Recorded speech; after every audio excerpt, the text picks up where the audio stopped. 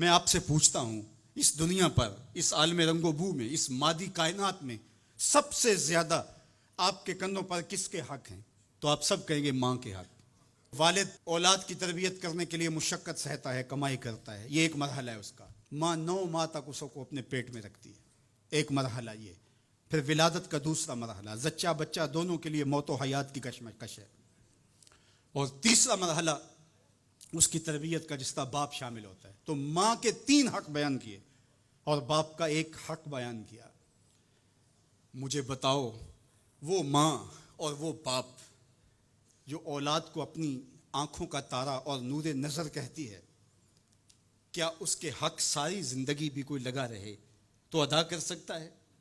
کسی نے کہا کہ میں نے ماں کو اپنے کندھوں پہ اٹھا کے حج کروایا اور موسم میں حدت اور گرمی اتنی تھی کہ اگر گوشت کا ٹکڑا زمین پہ پتھر پہ ڈال دیا جاتا تو وہ بھن کے کباب بن جاتا۔ کیا میں نے اپنی ماں کا حق ادا کر دیا؟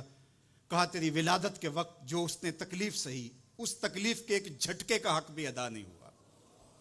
یہ تیری ماں ہے، کیا تو اتنی بے وفا ہو گئی ہے کہ اس ماں کی مرضی اب تیری مرضی نہیں رہی؟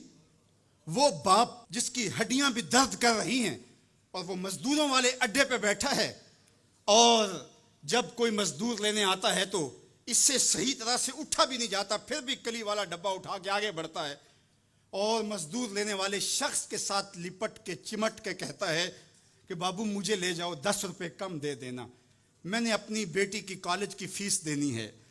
وہ باپ جس کی ہڈیاں دکھ رہی ہیں اور جا کے دیوار پر کلی کر رہا ہے، اس کی کمائی سے کالج میں پڑھنے والی بیٹی کو ایک خاتون ایک سجے ہوئے دفتر میں بٹھاتی ہے اور کہتے تو پدر شاہی نظام کے خلاف بغاوت کر، تیرا جسم تو تیری مرضی ہونی چاہیے، باپ ہوتا کون ہے؟ وہ بیٹی اس کے منہ پہ تھپڑ مارے، وہ کلی کر کے میرا پیٹ پالتا رہا اور میری فیسیں ادا کرتا رہا، میں تو اپنی زندگی کی ایک ایک سانس بھی اپنے باپ کے نام کر دوں، حق پھر بھی ادا نہیں ہو سکتا ہے۔ میرا باپ میری تعلیم کا ضامن ہے، میری زندگی کا ضامن ہے، میری عزت اور آبرو کا پہرے دار ہے۔ اللہ اکبر، معاشرہ بدل گیا، حالات کے تیور تبدیل ہو گئے، بغاوتیں بھر گئیں، وفاؤں نے دم توڑ دیا، مغربی تہذیب کی یلغار نے مرد آوارہ بیکار و زن کمار باش کیا معاشرہ تخلیق کیا جا رہا ہے۔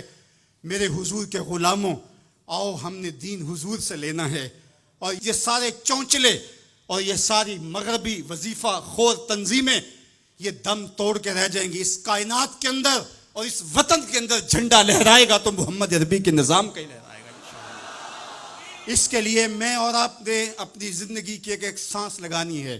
ہم حضور کے دین کو کھڑا کرنے کے لیے اور حضور کے نظم کو غالب کرنے کے لیے اپنی زندگی کے ایک ایک سانس کو حضور کے نام وقف کریں گے۔ میری زندگی کا مقصد تیرے دین کی سرفرازی، میں اسی لیے مسلمان، میں اسی لیے نمازی۔